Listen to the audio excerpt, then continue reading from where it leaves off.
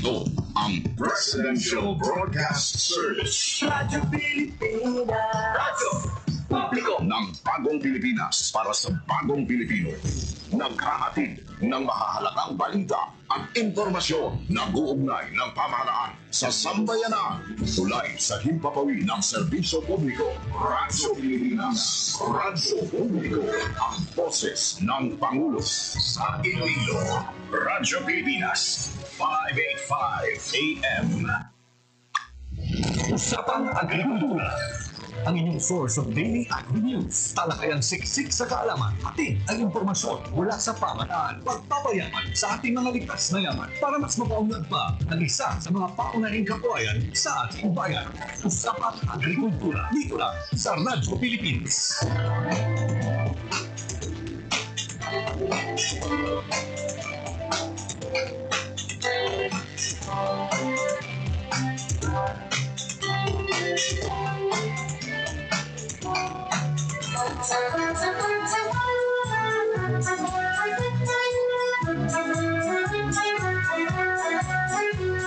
It is common among families, especially in the countryside, to own several hectares of land. Mostly were inherited from the older generation and passed to the later generations. However, as time passes by, only a few of the current generation would have an interest on the vast land they have inherited. When in the early years, the older people are into acquiring vast areas of land, the younger people today would rather work in a rented space to earn a living. This is the case of husband and wife Jose Roy Dipon, a seaman by profession, and attorney Emeline Arboleda Dipon, a former Capiz General and the founder of the Tree Huggers Movement Incorporated, who owned a few hectares of land but would eventually buy the portions owned by their immediate families. They were able to acquire a total of 20 hectares of land. The problem, however, most of these lands used to be sugarcane and corn plantations. These are lands with no existing trees and other vegetation, as required by the prior crops. Seeing the sorry state of the land, they decided to start planting it with fruit trees, and with the help of a friend who offered them seedlings of cacao trees under a pay-later scheme, they made the first step of what is now a plantation of more than 3,500 fruit-bearing cacao trees, covering at least 4 hectares of land, and the planting continues today. They have also started planting other fruit-bearing trees. As Jose would say, they planted the cacao trees without any prior knowledge on how to take care of the crop and how to manage it. During the pandemic, Jose decided to stay for good and get serious with farming and cacao planting. He attended several trainings about cacao management and value-adding products. This gave birth to the Dariagan Arboleda and Dipon, or Dad's Farm in Barangay Old Gia, Maayon, Capiz.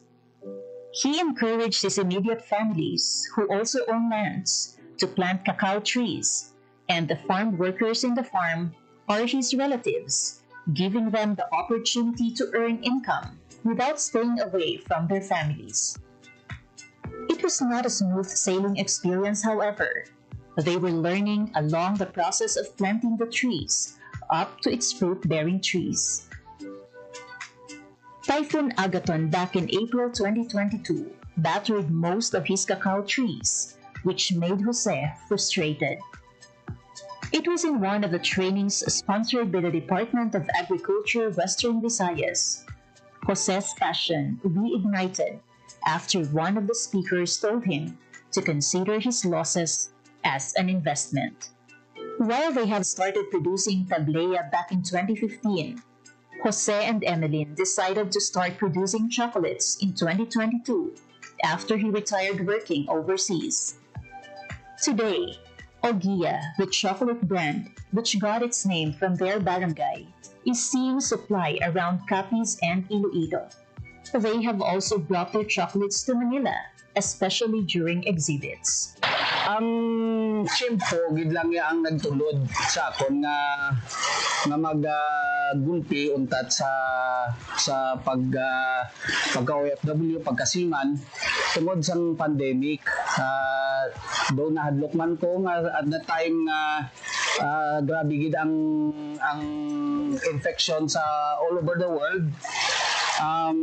Nag-decide na lang gid ko nga maguntat kay ito nakita ko naga-fruit na ang amon nga mga gintanom nga kakao ang matamat na gadamo.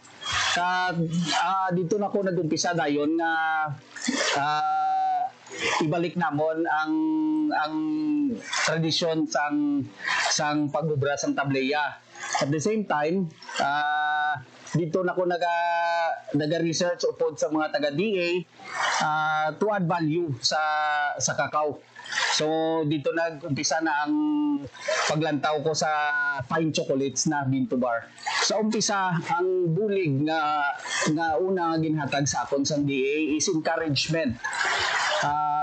Tungod nga nakaumpisa na kami, gindugangan na nila ang amon nga mga knowledge sa pagtanom, sa pag-propagate pagid, kag ang isa pagid is may mga interventions na sila like mga seminars. Dito giko na appreciate ko gid ang mga seminars kay kadamo-damo giko natun-an. Aside from that nga hindi gid ko ya nagdako sa uma, city boy ako ya. So wala gid ko idea. Ang DA lang gid ang nakahatag sa akon sang basic knowledge kaga dito man nagumpisa ang akon nga love sa pagpanguma no. Hindi lang nga mambal naton nga doon napilitan lang kundi nga nagustuhan ko gid kag nahiligan ko na ang pagpanguma. Tag ang DA madamo na sila sang ginpangatag sa akon ng mga sa amon nga pag harvest ining mga tree namon, ang mga water impoundment namon ining mga drums, ang rotavators, greenhouse, ang technical support kag ining may mga ginahatag sila nga mga abuno man. On the other hand, their production averages 1,000 bars a month. They are now producing 70% dark chocolate, milk chocolate, dark chocolate with nuts, milk chocolate with nuts, white chocolate with cacao nibs, and keto sugar-free chocolate. In the recently concluded Cacao Congress in Cebu City, Dad's Farm Chocolate placed third in the Philippine First Flavored Tableya Making category out of 25 MSMEs in Waterfront Hotel Cebu last July 29, 2024. He infused red mullet, or oven-cooked salmonete, and nipa syrup in his Tableya entry, proving that the chocolates produced in Capiz are now at par with the quality of other established producers across the country. Through the High Value Crops Development Program, or HVCPD, of the Department of Agriculture Western Visayas, Dad's Farm received additional farm support and implements. HVCPD provided them a rotavator, greenhouse, solar plastic, and drums for water storage. These, along with several training programs on cacao production and value adding, are in place as part of the continuing support of DA Western Visayas to the cacao farmers. The region produces around tons of cacao seeds every year. Its growth has helped propel the agricultural sector as one of the main economic drivers in Western Visayas. This is your Department of Agriculture, Western Visayas.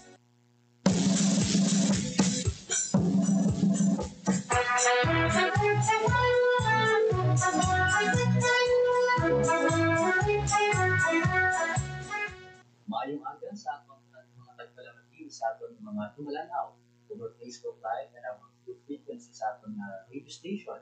Good morning and sa aton yung mga farmers, sa aton yung mga fisher folk, sa kanan naton yung mga agricultural technician, ang aton yung municipal agriculturist, subong man sa aton yung provincial agriculturist and city agriculturist, sa aton yung regional executive directors ng Department of Agriculture Western Visayas, Director Dennis Arpia, and ang ating duha, the Regional Technical Director for Research and Regulation, Director Sardina B. Coelho, and ang ating OIC Director for Operation and Extension, si Director Maria Teresa Solis. Maayong aga sa ating tanan. And yun kami yung natin ang patapos ng DA Western Visayas sa ating mga attached agencies na ibang pagit na nakabuko sa sektor sa agrikultura, sa kamayan nga aga sa ating tanan. Subong adlaw, panibagong episode, isa na naman ka information ang ating ipalabot sa ating mga pagpalamati sa ating mga stakeholders, especially sa ating mga kauturan na nagkaputok sa mga kasapatan sa ating livestock industry,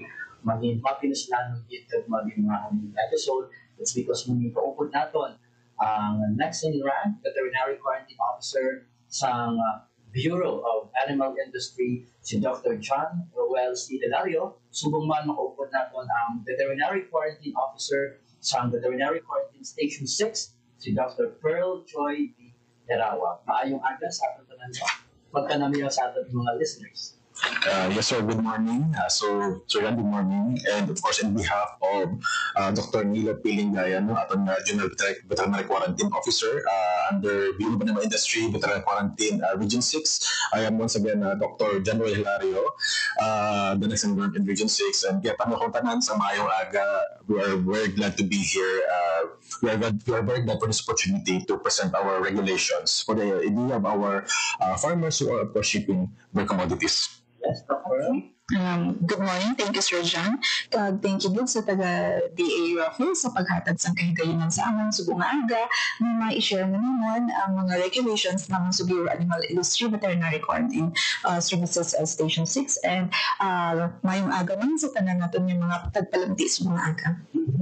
Yes, sa istoryahan natin sa mga yung tinatawag natin na local shipping permit o online sa Bureau of Animal Industry. So, yung pamangkot, anong mga sapat o klase sa produkto ang kalakip nga kakinahanglan kuhaan sa bagong local shipping permit o kung ang atong LSP para sa atong mga guerreros.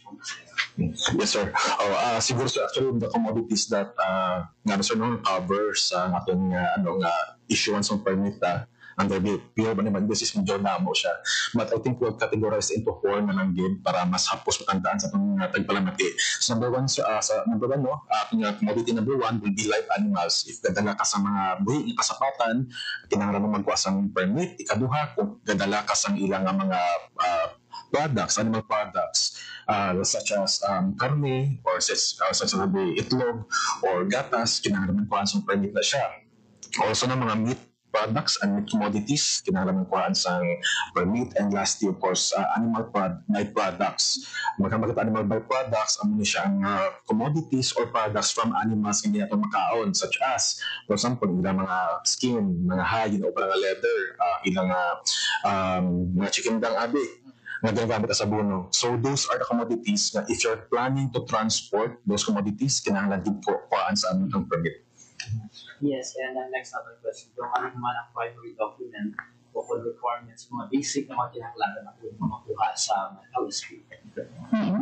Okay, sige. May ginatawag kita, sir, na DA Administrative Order number 5 series of 2019. Ano na siya, sir, ang guide naman kung mag-ship kita sa animal. So, una na sa mga live animals natin, kung nabiyahe ka mo sa mga dogs and cats, mga kambing, mga baka, karabaw, importante, mayara kitang mga veterinary health certificate kung kuha nila sa licensed veterinarian. Ikaduha, sa mga meat and meat products natin, importante, may ara sila nga dala nga Certificate of Product Registration from the Food and Drug Authority, and then may ara sila LTO or License to Operate from the FDA. Sa mga karne mga frozen meat na natin, importante may ara sila dala nga Meat Inspection Certificate from the National Meat Inspection Services kung ina ang karne is local source or dili sa mga slaughterhouse na siya gintang kuha or sa local supermarket. And importante, kung international man niya halin ang karne, importante may ara sila nila na certificate of meat inspection from the National Meat Inspection Services. However, sa mga cooked meat naton, same lang na sila, CPR, kag LTO from the FDA. And then, kapag ang client naton, may dala nga for pasalubong din na less than 10 kilogram na for consumption nila ng mga karne, importante nga sila dala lang nga official receipt sa kung diin laging bakal ang cooked meat niya ina. And you mentioned ginagawa ang online system, no? Ano naman ang ating proseso sa online submission sa mga dokumento sa BAI online system? Kaya sa una abin, manual ang issuance natin sa local shipping permit. Si client, nakadto sa office naman, dalon na niya mga requirements, issuehan naman sa local shipping permit. Sa subong, bago ng atong proseso, may ginatawag na kita nga online local shipping permit issuance system. Sa sino mapaagi, hindi na magkadto si client sa opisina naman, as long as may ara siya requirement, secure, mas hindi na siya, kag may ara siya internet connection, makakuha gid siya, maka-apply gid siya online. So, may duha kita ka-process, ano na ang account registration, ang una nila nga step. So, first step niya, importante, may ara lang sila active email address and password. So, mag-login lang sila sa nvqsd.bai.gov.ph, i-fill in lang nila ang mga basic information, kag isend. Ang next step sila is masend ni si BAI for account confirmation. So, i-check ni client ang ila inbox sa ila email or sa spam nila, dira na ang ma-click ang confirmation maging padala ni BAI. So once confirmed ng email, username, and password, ang third step nga is ang application process. So kadto kagihapon sa nvqsd.bai.gov.ph, i-login mo ang inyong active email account, i-register kagina, kag ang email password, and then i-fill up natin ang mga basic information natin, kag ang mga shipping details natin. After sina, i-attach natin ang mga requirements na ginapangayo sa DAA 05, and then after sina is isend the die natin. So from there, mabato na sa system naman at kami sa BAI ang ma-review and ma-approve na dahil sa local shipping permit nila. And speaking of approved, Doc, no, ano naman ang criteria sa pag-approve upon pag-deny sa BAI 6 application system? Kung sa pag-approve sa ating shipping permit, importante, compliant din sila sa DAA 05 na ginapangayo ang mga requirements. So, pag-comply sila, approved sila. Once na ang mga cases na nagkakadinay ang ila application is, for example, kulang ang ila documents na attach. Ikaduha, sila ang na-indicate nila na shipping details, kaya sala man ang documents na gin-attach nila, or probably may error sa documents, o di kaya expired ang documents na na-attach, na ang kaso na nagkakadinay ang ila application. And ano naman daw ang mga titang, for example, no, for some instance, kung may sala sa online application? So, once mabato na sa aming application nila, kag-review naman, and kita naman na may ara sila sala sa ila application, automatic, may ginatawag na return to sender. Ang application, mabalik kay client, and then may comments na siya halin sa BAI. So, for example, nag-ship ka bising dog, and then sa documents mo wala mo ma-attach ang veterinary health certificate kag ang vaccination record niya, mag-comment lang dito si BAI, please attach your veterinary health certificate or the vaccination record.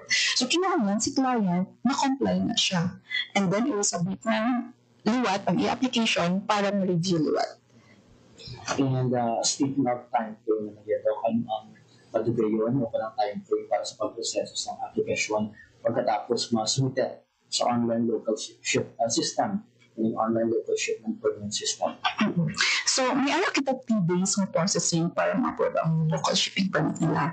Ang schedule for review and approval sa permit natin is from 8 a.m. to 5 p.m. So, kung gina-apply natin ang atong local shipping permit at 8 a.m., before 5 p.m. may ara na kita status ng atong local shipment LSP. So, si client, importante, ma-refresh na yung portal para ma-check niya from time to time kung anong updates ng iyang local shipping permit. And then, kung may scenario na 5:30 na bis ang hapon na gin-apply ang iyang local shipping permit, ang review sina the next day na at 8 a.m. So if ever si client ng bill, repeated ang iyang errors na pagdamo gid siya sala during application niya, kami sa Bayi Veterinary Quarantine Station we make sure ginatawagan lang namin ang client para hindi magbalik-balik ang iyang application kag makayon niya ang tanan-tanan ng mga sala. So from there, hindi nakalabuot sa 3 days, ma-issuehan din siya sa local shipping permit na. At sa akin yung tagpalamitigaw, paano naman sila makuha sa permit number o reference code na ditiili ganito sa port pupunta nila.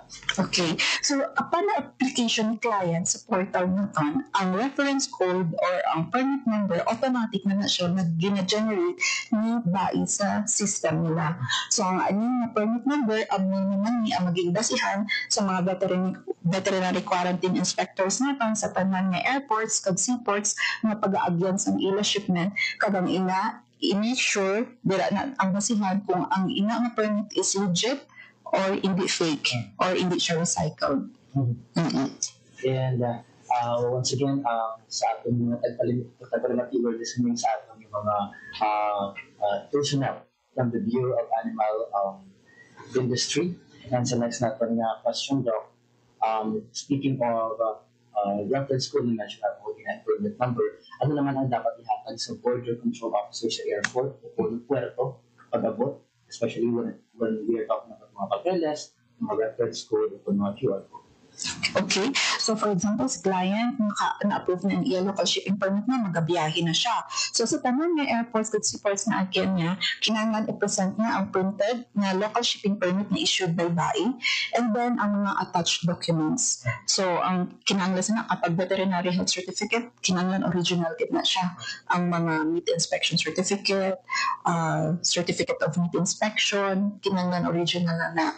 Ang mga handler's license, ang mga livestock handler's license, transport carrier, pwede o ang other documents, pwede kahit photocopy nilang. And nararaman ang doc bayad para sa pagkuha sa mga permit online at paano yung bayad. Okay. So, ang pakatandaan natin, ang BAI local shipping permit is free na siya, wala na siya bayad. Okay.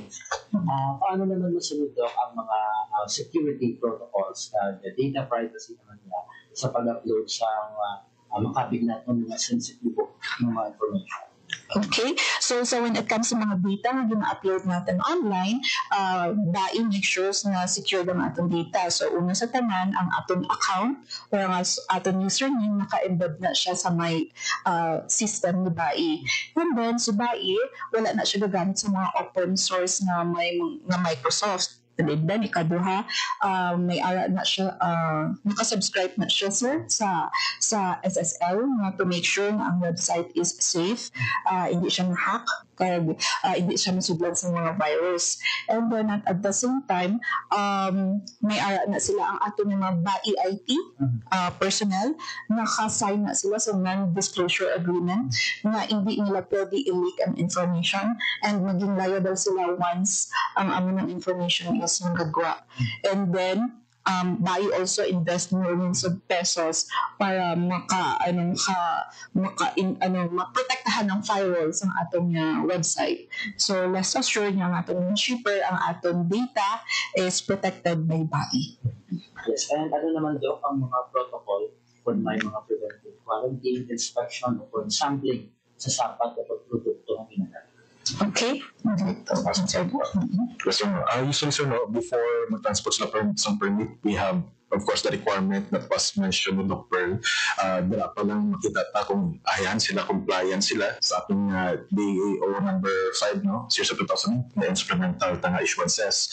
So, kung okay sila dira, after that, mag-ship na sila, malabay na sa itong mga airports and seaports. So, paglabay nila dira, dapat ang mga documents nila ipakita nila para ma-properly check sa ating mga veterinary quarantine officers and inspectors. So, the process dira, they will be checking not only for the documents, kung kung okay ang documents, but they will also be checking for the commodities. Kung commodities na is ayan, okay. For example, for meat natin, kung sound siya kung fit for human consumption, kung animals natin is healthy. And ayan, kung ang documents ta, tagatong shipment ta, ang live animals or atong commodities na abi, consistent ang details. Kay although kisa pareho ang okay ang shipment, okay ang documents, kisa magkaiba. So those are the things that we are checking to make sure na compliant at mga shippers and tapos safe man kag healthy and receive ng commodities from the origin kato sa destination. Paano naman, Doc, coordinate sa bayan yung information sa customs, yung customs, mga port authorities ka, airport communication? Alright. Actually, sana sir, nag-depende sir, actually sir, sa concern natin, if the concern natin is domestic or international. So it depends kung which entity are we going to coordinate. But of course, ating coordination with them are actually regular na siya. We have orientation, we have reorientation, we actually update them regularly kung mayroon ang mga bago na update sa ating regulation ta. Also, as I said earlier, kung depende sa concern kung ayhan international siya or domestic. Normally, if kag-convince na perpo gagi. For example, kung gagi sila sa airport, we'll be coordinating with, of course, the PNP MCU or PNP natin sa airport and also the Civil Aviation Authority of the Philippines. Kung ano naman, kung malabay sila sa seaport, makaroon kita with either the private port or the PPA, Philippine Ports Authority, and of course, the Coast Guard as well, and atong na PNP sa mga port as well. On top of that, if domestic ang concern, on top of those mentioned na mga agencies, usually we contact with LGU. However, kung international naman siya, we coordinate as well with the CIQ, what we call CIQ, or the Customs, Immigration, and Quarantine na group. Kasi those are our partners kung international naman. And ano naman ang proseso when we are talking sa renewal o kung pag-extend sa online permit kung kulang pa ang validity? Okay. Ang local shipping permit natin is valid for 7 days. So, hindi na siya pwede ma-recycle or magamit ng liwat. So, for example, in 1 day, nabiyahe ako pa kadto Guimaras, makuha ako local shipping permit from Iloilo to Guimaras. Kapag kahapon, kung from Guimaras ako, nabalik ako Iloilo, kinahanglan, nagawad ako liwat sa shipping permit from Guimaras to Iloilo.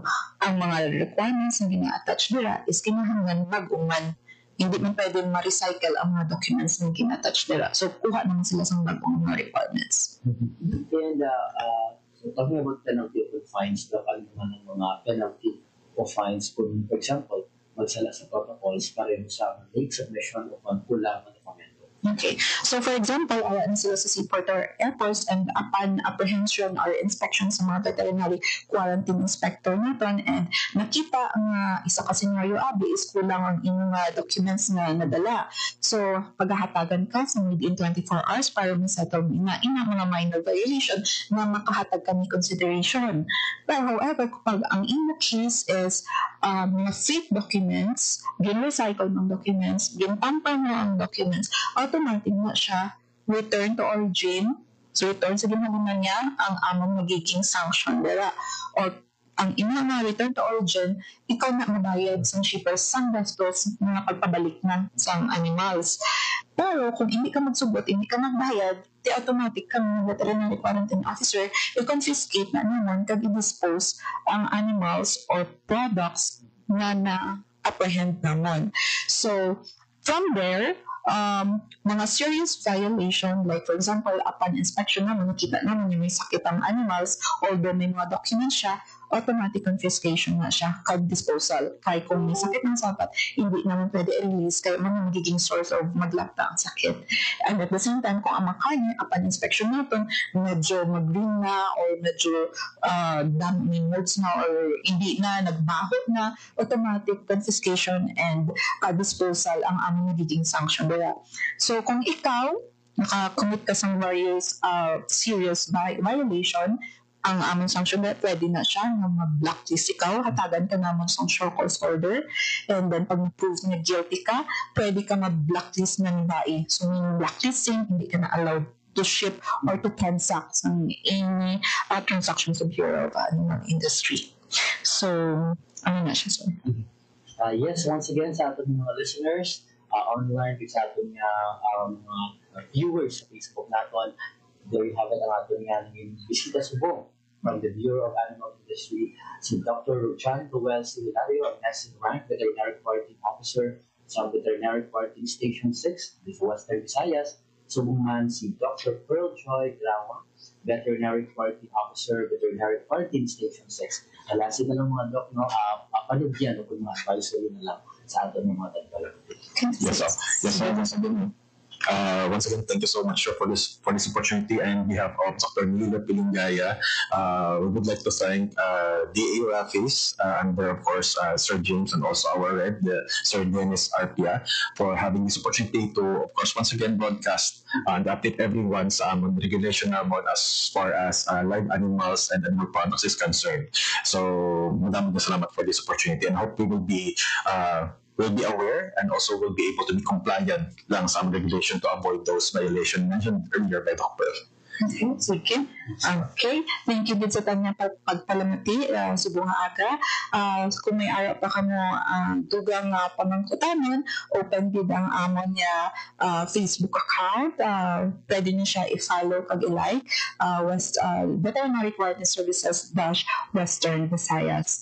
So, may messenger dira, pwede niyo give mapian ang inyong mga questions.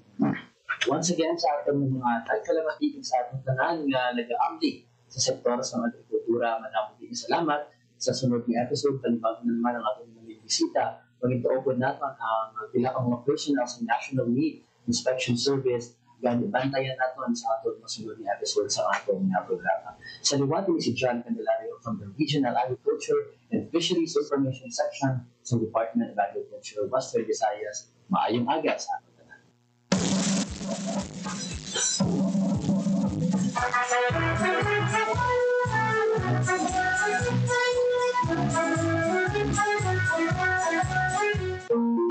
There was a time when calamansi ruled the orchards of Guimaras. Its scent, its promise, its profit. But as years passed, the trees bore fewer fruits. Pests, aging groves, and changing markets slowly pushed this once booming industry into the background. For decades, calamansi farming was a way of life in Guimaras. Families built homes, sent children to school, and supported communities, all with the help of the small but mighty citrus fruit. But nature had its way. Trees aged, pests spread, and many farmers turned to other crops, hoping for more secure returns. Still, the spirit of calamansi never left. And today, its story is being rewritten. Sa unaya, ang amon nga production sa kalamansi, syempre gamay akong presa subong kay sa unaya niyang dapila pa man ang kapuno kada yun ang amon nga mga hindi makasama sa kalamansi amon nagyapon ang ginadala sa Bacolod kay ginadala sa Iloilo dayon nakita mo namin nga daw nag-amat-amat ni siya namin ang income tungod nga daw damo naman ang nakabakal tungod nga damo naman sa mga production sa kalamansi dito sa Guimaras ti amo na nga mga processing nga production ti amo na nga daw na expand kami na sang amon nga nga tanong kag nakita mo namin nga man ang income during sang peak season tapos damo man ang nagabakal ti amo na nga maka-income man kami kag mabawi man ang among mga gasto sa abono kag sa patanim namin. Ang calamansi grower almost na 7 years starting until now. Ang pagkakalamansi ay kailangan hands-on goods, hands-on tiyaga tapos dedication sa pagkakalamansi. Tapos sa una ang kalamansi sa mga seasonal lang sila compare now kailangan may technology bago na technique na matabungan mo siya sa off-season.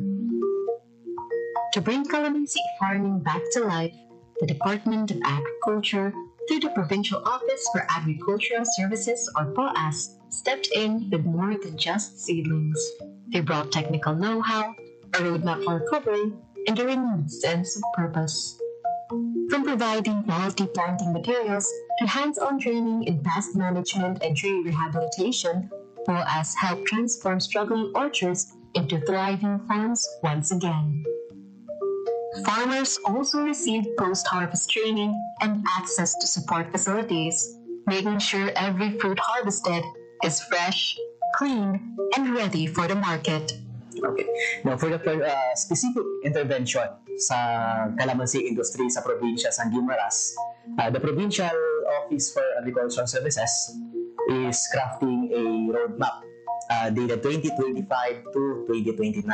Now, this roadmap will give the direction sa aton calamansi industry sa probinsya by identifying the challenges and what would be the specific intervention would become up. So we conduct focus group discussion with the calamansi growers para nga sa ila mismo madahalin kung ano bala ang problema, ano ang ugat sang problema nila, kag amo na siya ang hatagan sang solusyon sang probinsya sang Guimaras. But no intervention works without the hands and hearts of farmers. They are the real drivers of revival. Working together through cooperatives, they embraced better practices. Their dedication is now bearing fruit. Si GBMPC nakabuligid sa calamansi farmers ang Guimaras paagi sa pag-extend sa loan para nga ma-avail sa mga members sa maintenance sa ilang mga calamansi plantation, kag nahatagan man sila access sa market kung sa diin may kita weekly nga cluster scheduling para sa baligya sang ilang mga fresh calamansi sa kay GBMPC. Today, Guimaras farmers are doing more than just selling fresh calamansi. They're creating value. Juices, concentrates, and a variety of delicious delicacies are now part of their product lines. With support and training, they've reached pasalubong centers, groceries, and even online stores. Farming has become agribusiness. Ako isa ka si processor sa Barangay Rizal, Hordan, Guimaras. Ang akong association, sa Guimaras Herbal Growers Association, kag Poblacion Farmers Association sa Hordan. Mga supplies ng kalamansi ginakuha ko sa among mga members na nag-produce sa mga kalamansi growers. Na-inspired gid sa akon sa pag-produce ng kalamansi, pag-process ng kalamansi juice. Amo ang pagbulig sa akon mga member farmers nga pag mag-oversupply ang kalamansi, hindi sila madunutan kag hindi makadto sa wastage ang ilang mga product. And along the way, nakita ko ang needs ng kabataan, kinahanglan ma-avoid nila ang mga sodas. So, nag-decide ako nga mag-supply sa central school, sa mga elementary school children. And nakabulig man, more or less nakabulig man sa akong income. Aside nga ang kabataan, makainom sa healthy drinks. But revival is just the beginning. To keep the momentum, the Department of Agriculture and POAS continues to lead the way, helping farmers integrate calamansi into diversified farms, improving nursery operations, and strengthening market access. It's a long-term vision of sustainability, where tradition meets innovation and every orchard becomes a livelihood for generations. So, in terms of the challenges in the low yield production in calamansi industry in the province, the provincial government procured a farm production inputs like the organic and inorganic fertilizer.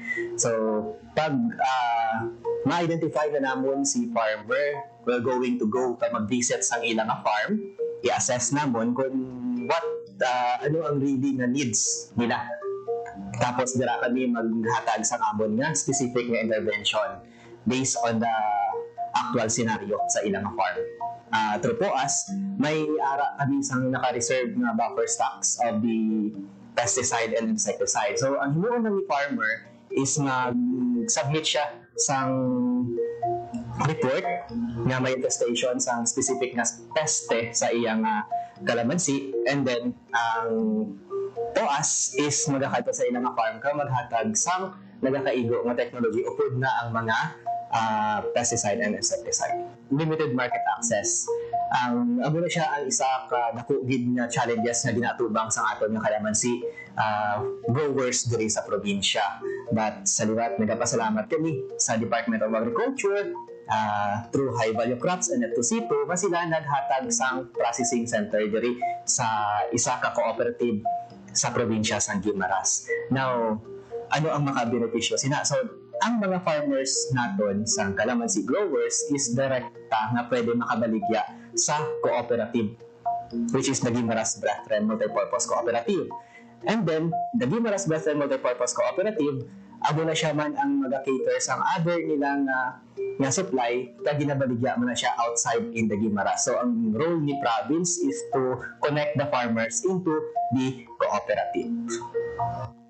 From struggle to strength, from decline to resurgence, calamansi in Guimaras is more than just a crop.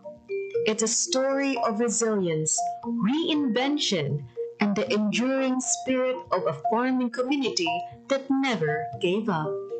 The future is bright, the fruit is green, and the comeback is real.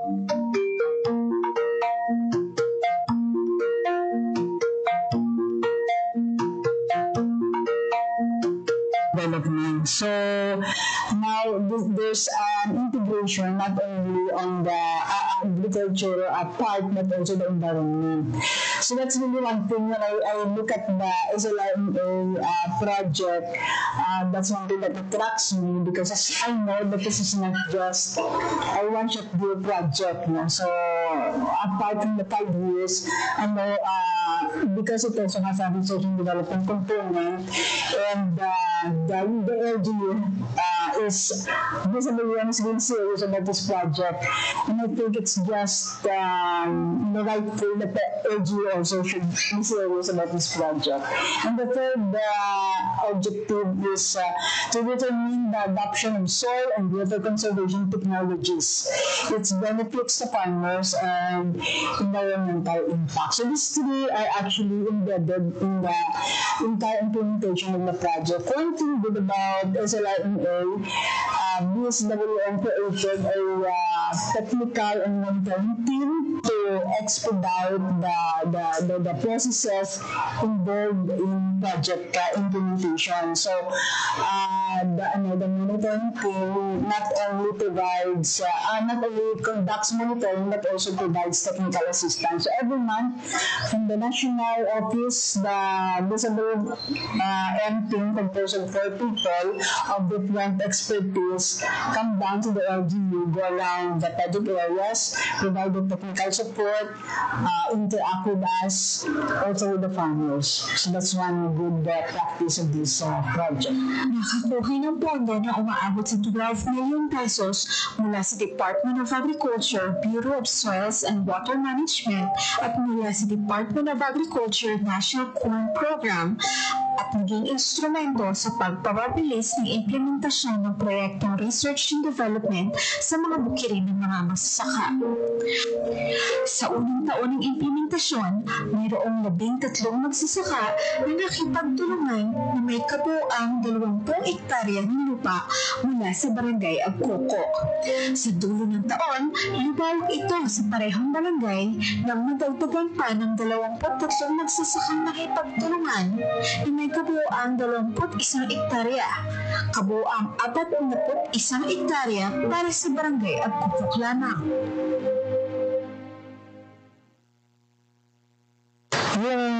bago po dumating yung CR mo dito, sa amin dito, nagmanais na kami dati bago dumating yung project.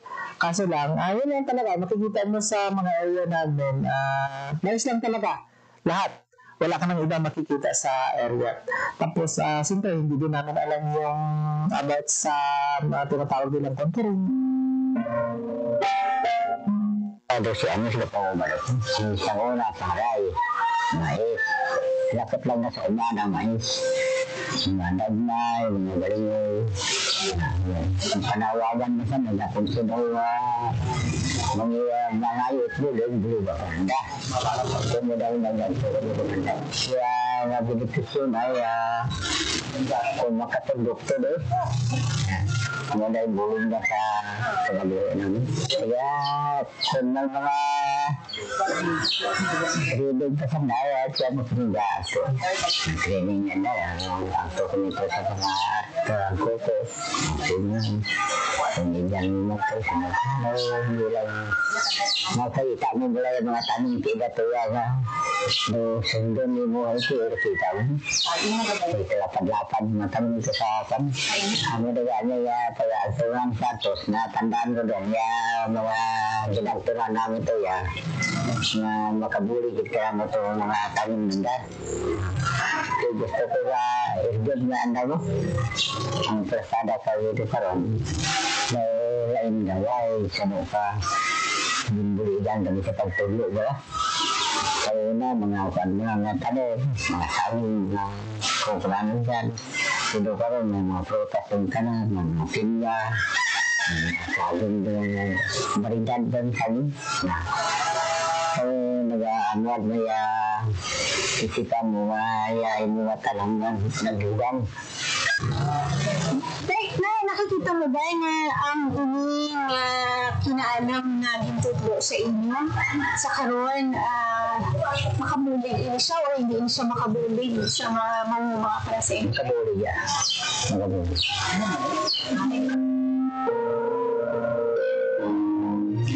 Sa ikalawang taon nito, lumalak ang proyekto ng SLRMA sa Barangay Cristina na may 23 magsasaka sa kabuuang 22.5 na hektarya. Sa ikatatlong taon, lumawak ito sa Barangay Epelio na may 10 magsasaka sa kabuuang 27.4 hectares.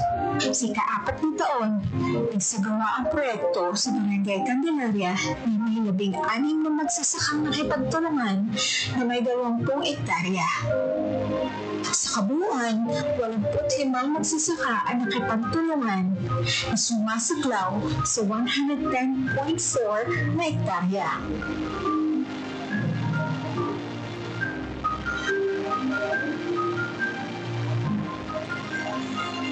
Ako naging OFW, naisip ko, wala na sa Manila, wala kang area na dako. So, ang naisip ko, magtanong. Kaya wala mo, dito, ginabakal ang tanan mo. Kaya nagtanungan ko, galing ko, syempre, ang tanong ko, gulay na sang tanan, sang barangay. Ito naisip ko na magbalik sa area ko para at least sa area ko, gusto ako katanin kung doon ko gusto. Nag-proceed ako after ko nag-OFW, nabalik din ako sa area ko. Kahit pa paano, nakapundal ako sa concrete na balay, at least natapos ko na ako na balay dito sa Manila. Mga ilang taon na may nakapag-open sa akin sa about sa SLRMA. Bali, ang tiyo ko na nag-approach sa akin na basta gusto mo na mag-tanong sa mga produkto, mga fruiteries. Di sa akin wala namang problema kasi ako gusto ko magtanong.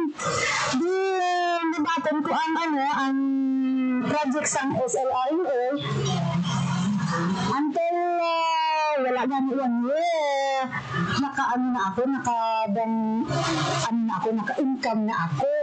Actually, ang income ko, dako-dako na sa na ibulig sa akon sa mga kinawala sa kapang balay, sa mga needs namin, sa mga bata.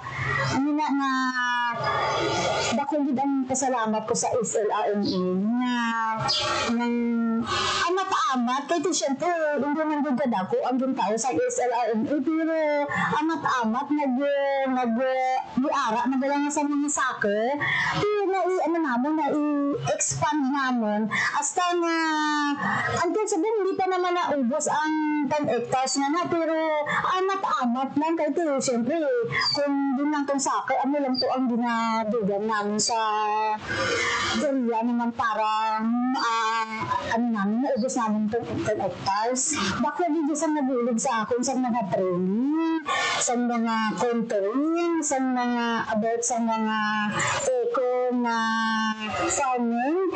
Bakit din?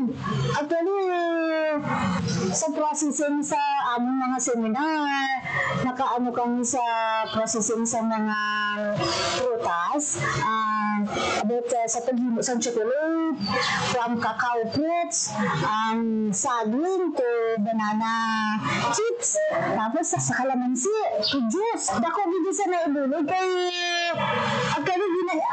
gina-adapt ko, kaya ginahilo ko dito para sa mga bata. Dako nabulog. Ang sa isa lang, yung nga natublo din sa akin, about sa contouring, kung gaano kalayo, kung paano magtanim, paano mo maalagaan ng isang puno, like banana. Dako dito nga naibulig sa akin, kung saan yung magwaon ng soccer, saan gaano kadako, pila kabulan ang sang saging, dako bigaya. Kaya nga gusto ko kung may pagkakataon na gusto ko ibulig ko sa iba ang kaalaman ko nga. Willing ako na magtao sa kaalaman ko na natutunan ko sa SLRMA. Dapat ko na niyang gintundo sa inyo. Dapat hindi mo na nga sa isipan, sa puso mo dapat. Para na sa ulihi, i-apply mo sa inyo nga pangabuhi nga kung ano yung natutunan mo sa gintundo sa SLRMA. Ang contouring ay isang matagal ng epektibong pamamaraan sa pagsasaka. Ito ay tumutulong sa pagprotekta ng lupa laban sa pagkaubos at pagkaguho. Ang proyektong SLRMA ay nakatuon din sa pagbibigay ng mga farm inputs para sa produksyon ng mga magsasaka. Layunin ng proyekto na itaas ang kalagayan ng ekonomiya ng munisipalidad, bawasan ang pagkadepende sa monocropping at itaguyod ang pangangalaga ng kalikasan sa mga magsasaka ng tapas kapis. Sa unang taon kasi, syempre medyo dagdag sa konting oras, trabaho kasi gumagawa ka ng content, pero may bago sa pag-farm kasi may contour na, tsaka may konting diferensya na sa kinikita mo sa pag-mamais po. Mga 1 year may konting diferensya na po. Ang pagbabago sa mga siguro nakikita ko sa pangalawang taon na. Ang una kong inamin sa konto ko is pineapple. Pineapple kasi ang nakita ko doon, malaking bagay po na sa pineapple ko nakapag po ako ng 15,000. Sunod doon sa banana, medyo may ka-diferensya konti sa mais, pero pagdating naman sa banana, nabawi po yun. Parang, kumbaga, another income po. Malaki. So, first na, ko po, nasa 10,000 po yun. Marami na rin kami mga trainings na, so, ang naitulong nun sa akin, sa training, mga trainings, kung paano mag-manage ng farm, tsaka, hindi mo sabihin na, ang dahil doon sa project, tsaka tulong ng gobyerno, mahirap sabihin na wala kang free. Malaki siguro, tsaka sabihin ko sa iyo naman na ang naitulong ng project sa akin mula sa simula hanggang sa ngayon project namin. Yun na po, yung bahay ko na yan, nakapagpatayo. Malaking itulog sa akin ng project namin kasi Siyempre, kung ibasin mo lang sa pagsasaka tsaka sa income ng teacher, hindi ka makapagpatayo ng ganyan kalaking bahay. Upang higit pang itaguyod ang inisyatibong ito, nakipagtulungan ang TAPAS sa iba't ibang tanggapan, kabilang nga ang Municipal Disaster Risk Reduction and Management Office, Municipal Environment and Natural Resources, Municipal Social and Welfare Development Office, at ang LGU Gender and Development Office. Grateful kami din nga nag-abot ang project sa amat-amat, ma'am, nakabulig sa ilang pangabuhi. Makita na naman subong ang ilang sitwasyon sa amat-amat, ilang balay, nag-aarasinso. Kay gabos man kami, ma'am, sa testimony sa amon nga farmer mo, kay kada isa gina-interview naman. Nag-visit gina naman sila, ma'am, weekly. Ang amon nga nga BSWM monthly. So nakita din naman, ma'am, ang improvement sa amon nga mga ka-operator. Isa sa mga mahalagang resulta ng proyekto ay ang pagpapaunlad ng bayanihan spirit sa mga magsasakang nakipagtulungan. Well, first of all, ako nagpapasalamat sa attached agency ng Department of Agriculture, which is yung Bureau of Soil Water Management. And they've been here for almost about 5 years. They're coming back and forth. And we are the one, and I've been telling them to help our farmers. And after so many times of introduction ito at saka dissemination of information sa kanila, nakita nila na dapat itong tingnan kung talagang bagay sa kanila. And now, the fruits, after 5 years, nakita nila na maganda pala itong ibinunga itong contouring na ito, at lahat halos ng mga farmers doon sa Coco ay gumaan ang kanilang kabuhayan, kumita sila, and then yung iba nakabili na ng mga motorsikla na pagpagawa ng bahay because yung ibinulot ng kabutihan na ito sa mga muna.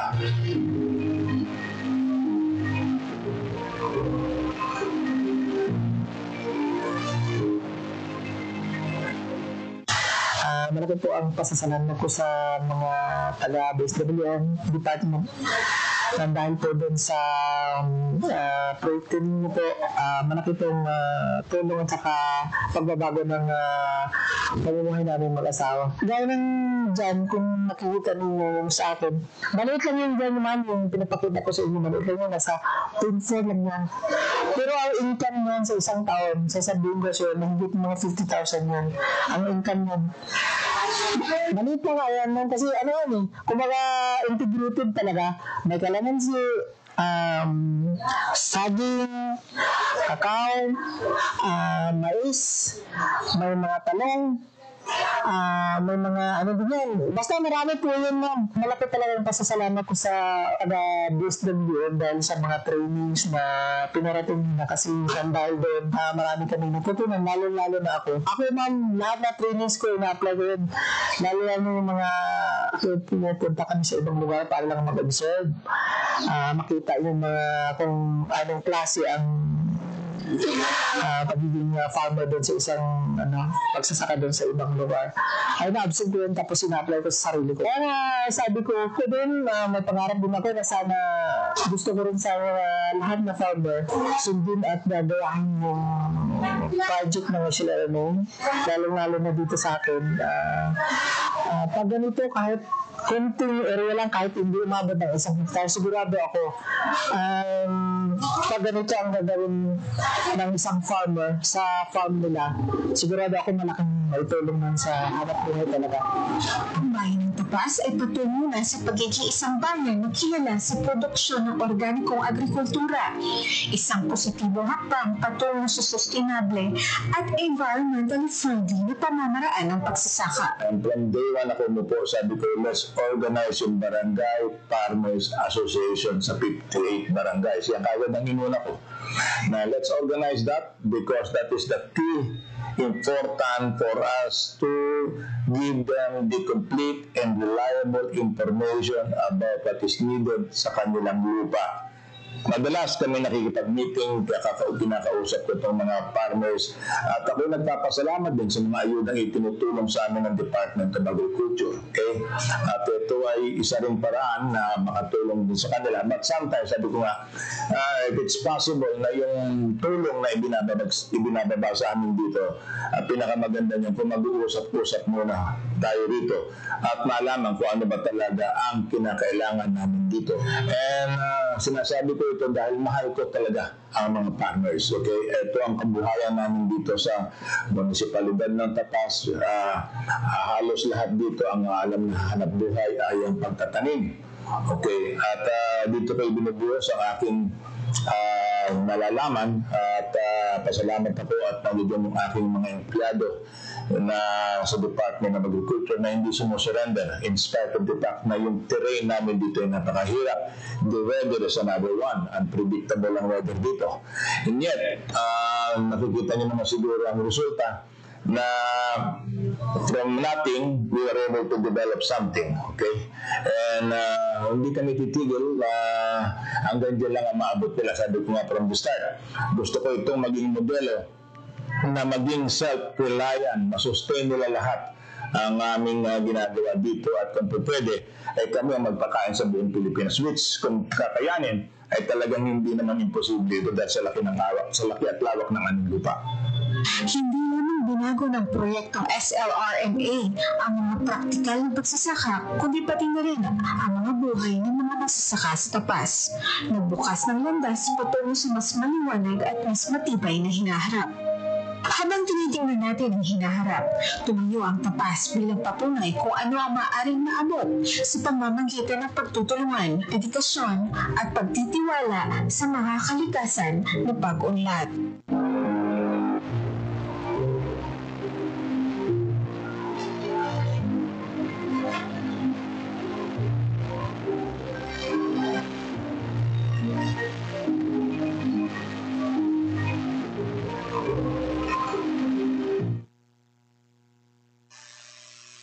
Hatid ay balita, impormasyon at sari-saring kaalaman tungkol sa sektor ng agrikultura sa ating bayan. Usapang Agrikultura kasama ang Department of Agriculture. Alamin ang mga hakbang ng administrasyon para mas mapaunlad pa ang iba't ibang industriya at agrikultural at pakinggan ang mga proyektong handog sa mamamayan upang mapalago ang kanilang mga kabuhayan. Usapang Agrikultura, Lunes hanggang Biyernes, alas 5 ng umaga, dito lang sa Radyo Pilipinas.